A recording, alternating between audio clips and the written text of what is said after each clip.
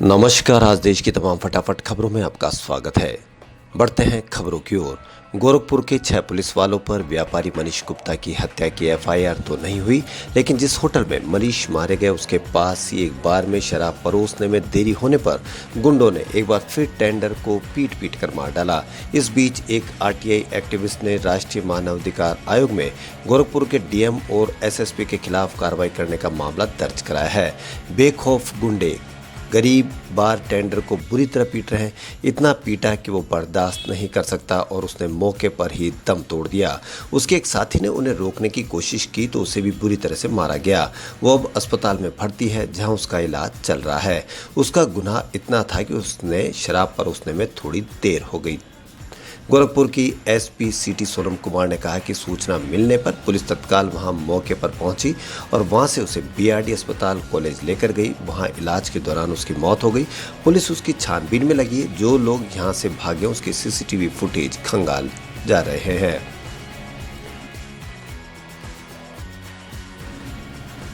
सरकारी विमानन company air India के अधिग्रहण के लिए टाटा समूह की बोली को मंजूरी मिलने की खबरों को सरकार ने खारिज किया है। दरअसल मीडिया में इस तरह की खबरें आ रही थी कि एयर इंडिया के अधिग्रहण के लिए टाटा समूह के वित्तीय बोली को स्वीकार कर लिया गया है।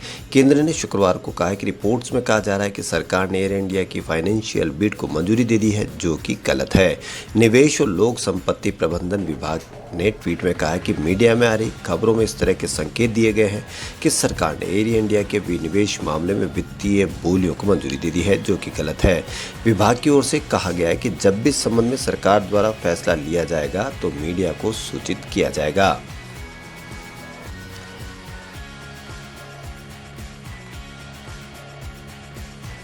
देश भर में पुलिस थानों में जब्त ऑक्सीजन सिलेंडर, रेमडेसिविर और अन्य आवश्यक उपकरण जारी करने की मांग वाली याचिका पर सुनवाई से सुप्रीम कोर्ट ने इनकार कर दिया।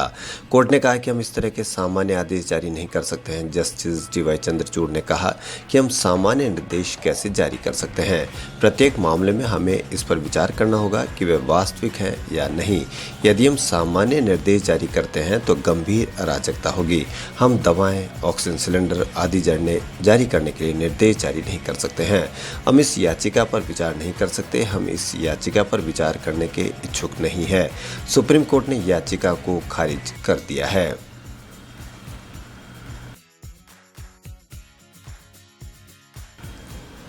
जेएनयू छात्र संघ के पूर्व अध्यक्ष कन्हैया कुमार ने कांग्रेस ज्वाइन करने के बाद पहले इंटरव्यू में एनडीटीवी से कहा कि राहुल गांधी इकलौते नेता हैं जो बीजेपी के खिलाफ ईमानदारी से लड़ रहे हैं। बीजेपी के खिलाफ कांग्रेस ही लड़ सकती है। कांग्रेस एक राष्ट्रीय पार्टी है। कांग्रेस एक बड़ा जहाज है। इसका मजबूत रहना जरूरी है। सीपीआई ने कहा कि आपने लेफ्ट के साथ विश्वासघात किया। इस सवाल पर वह बोले कि मैंने 18 साल जो सीखा वो सीपीआई से ही सीखा है। उन्हें बुरा लगना स्वाभाविक है, पर राजनीति में कोई हमेशा के लिए दुश्मन नहीं होता। जवाब था कि आरोप तो कुछ भी लगाया जा सकता है। मैं पूछता हूं कि अगर मैं देशद्रोही हूं तो मुझे अब तक गिरफ्तार क्यों नहीं किया गया। पूरा आईटी सेल मेरे खिलाफ कैंपेन चलाता है। मैं कह रहा हूं कि अमित शाह जी मुझे गिरफ्तार क्यों नहीं करते। एक और सवाल के जवाब में उन्होंने कहा कि लालू जी मुख्यमंत्री बने थे तो बीजेपी और लेफ्ट दोनों ने उनका समर्थन किया था। क्या होगा नहीं होगा हम अभी नहीं कह सकते। 2 दिन ही तो हुए हैं आए हुए।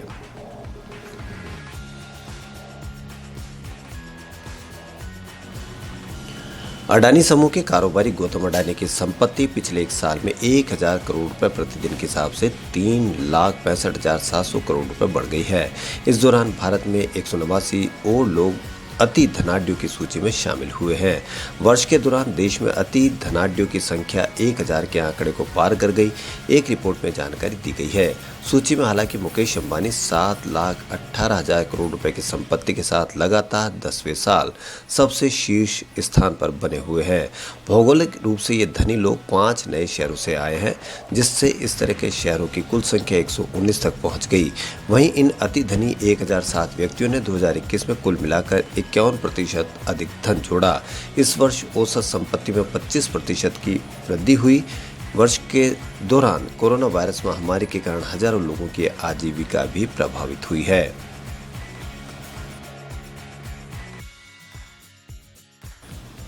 हरियाणा के झज्जर में उप मुख्यमंत्री दुष्यंत चौटाला के कार्यक्रम का विरोध कर रहे किसानों और पुलिस कर्मियों के बीच आज फिर हिंसक झड़प की खबर है।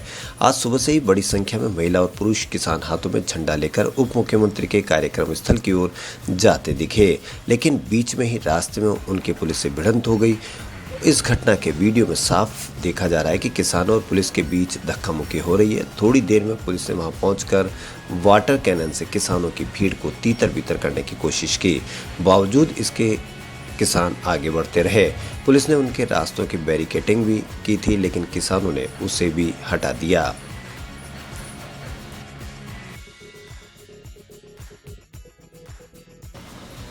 आज 1 अक्टूबर से देश भर में कई बदलाव हुए हैं और क्या क्या बदलाव हुए आज उनके बारे में बात करते हैं। आज से नया ऑटो डेबिट पेमेंट सिस्टम लागू हो गया है। इसके अलावा इलाहाबाद, ओबीसी और यूनाइटेड बैंक की पुरानी चेकबुक काम नहीं करेगी। ऐसी 6 बदलावों के बारे में आपको बता रहे हैं। सरकारी तेल कंपनी इंडियन ऑयल कॉरपोरेशन ने 19 किलोग्राम कॉमर्शियल गैस सिलेंडर के दाम भी 43.50 रुपये प्रति सिलेंडर तक बढ़ा दिए हैं। 1 अक्टूबर यानी आज से नया ऑटो डेबिट पेमेंट सिस्टम लागू हो गया है। ऑटो डेबिट का मतलब है कि आपने मोबाइल ऐप या इंटरनेट बैंकिंग में बिजली, एलआईसी या अन्य किसी खर्च को ऑटो डेबिट मोड में डाला है तो एक निश्चित तारीख को पैसा बैंक अकाउंट से अपने आप कट जाएगा। अक्टूबर से Allahabad bank, oriental bank of commerce और यूनाइटेड बैंक की पुरानी चेकबुक बेकार हो जाएगी। ओबीसी और यूनाइटेड बैंक का पंजाब नेशनल बैंक के साथ मर्जर किया गया है। वहीं इलाहाबाद बैंक का इंडियन बैंक में विलय हो गया है। ऐसे में इन बैंकों के ग्राहकों को नई चेकबुक लेनी होगी।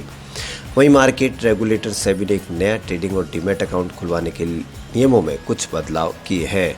इसके अनुसार अब ट्रेडिंग और डीमैट अकाउंट की केवाईसी को अनिवार्य किया गया है। अब से अगर केवाईसी नहीं होती है तो डीमैट अकाउंट डीएक्टिवेट कर दिया जाएगा। सरकार की तरफ से डिजिटल लाइफ सर्टिफिकेट बनाने की प्रक्रिया शुरू की गई है। इसकी मदद से लोग घर बैठे ही डिजिटल लाइफ सर्टिफिकेट बनवा पाएंगे।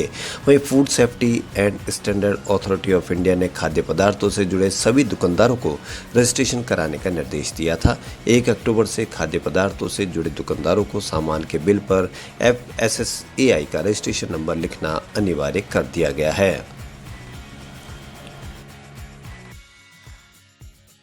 नवंबर 2019 में एक वायरल वीडियो में रातों रात फेमस होने वाली वायरल सेंसेशन रानू मंडल एक बार फिर चर्चा में आ गई है। रानू का एक वीडियो सामने आया है जिसमें वो श्रीलंका का फेमस गाना मनी के मगे हिते गा रही है। वीडियो सामने आते ही सोशल मीडिया पर रानू को उनकी आवाज़ के लिए काफ़ी ट्रोल किया जा रहा है। वीडियो वायरल होने के बाद एक यूजर ने कमेंट करते हुए लिखा है कि तौबा तौबा, सारा मूड खराब कर दिया। तो वहीं दूसरे ने लिखा है कि बस करो, मेरे कानों से खून निकल रहा है, नहीं होगी अब फेमस, बस करो, इसको फिर से फेमस होना है। इस तरह के कमेंट्स रानू के वीडियो में भरे हुए हैं। खबरों में फिलहाल इतना ही। यदि आपको हमारा चैनल पसंद आए तो लाइक, सब्सक्राइब और शेयर अवश्य करें। धन्यवाद।